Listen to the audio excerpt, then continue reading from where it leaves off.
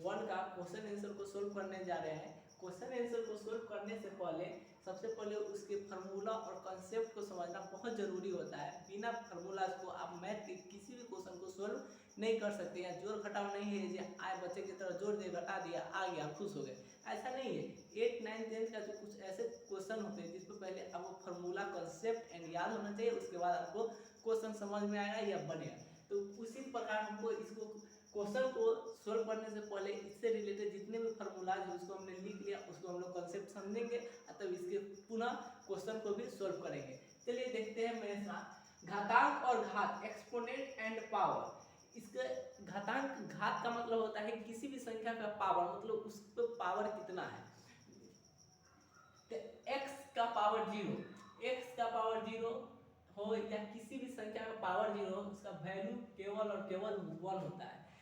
हमने बार बार बोला कि किसी भी संख्या का पावर अगर 0 हो तो उसका वैल्यू केवल 1 होता है, तो केवल 1 होता है। x का पावर 0 तो वैल्यू 1। इसी प्रकार अगर हम ले लें 5 का पावर 0 तो वैल्यू 1, 1000 का पावर 0 तो वैल्यू 1 के बराबर है। किसी भी संख्या का पावर अगर 0 हो ना तो उसका वैल्यू 1 होता है।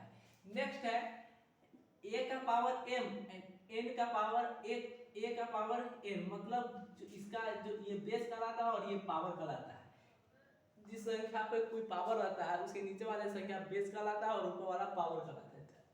यहाँ पे फॉर्मूला 2 देखते हैं, इसका बेस a और इसका बेस a, दोनों का बेस सेम है, पावर अलग अलग है। इस कंडीशन में हम लोग क्या करते हैं, a को लिखते हैं क्योंकि दोनों का बेस सेम है, और पावर को माइनस कर देते हैं, m माइनस n हो जाएगा ये। और इस तरह से हम एक प्रश्न को ले लें तो 5 का पावर मान लीजिए 3 है और फिर 5 का पावर 2 है, तो हम लोग इसको लिख सकते हैं 5 का पावर 3 माइनस 2।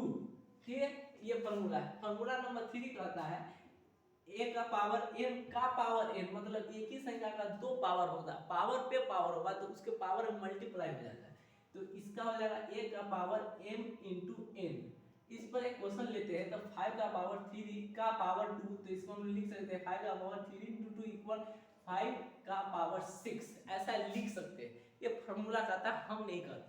ठीक है, नेक्स्ट फॉर्मूला है a का पावर m इंटू b का पावर m, मतलब दोनों का बेस अलग अलग है, पावर सेम है। तो हम लोग इसको क्या कर सकते हैं, इसको लिख सकते हैं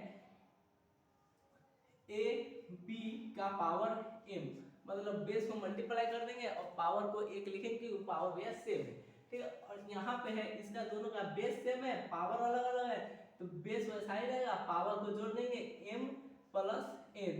ऊपर वाले को एक प्रश्न ले लेते हैं, ये दोनों का मान लीजिए बेस अलग अलग, पावर सेम, मान लीजिए 5 का पावर 3 है इंटू 6 का पावर 3 है, तो हम लोग इसको लिख सकते हैं 5 में 3 से मल्टीप्लाई कर देंगे तो 30 का पावर क्यूब।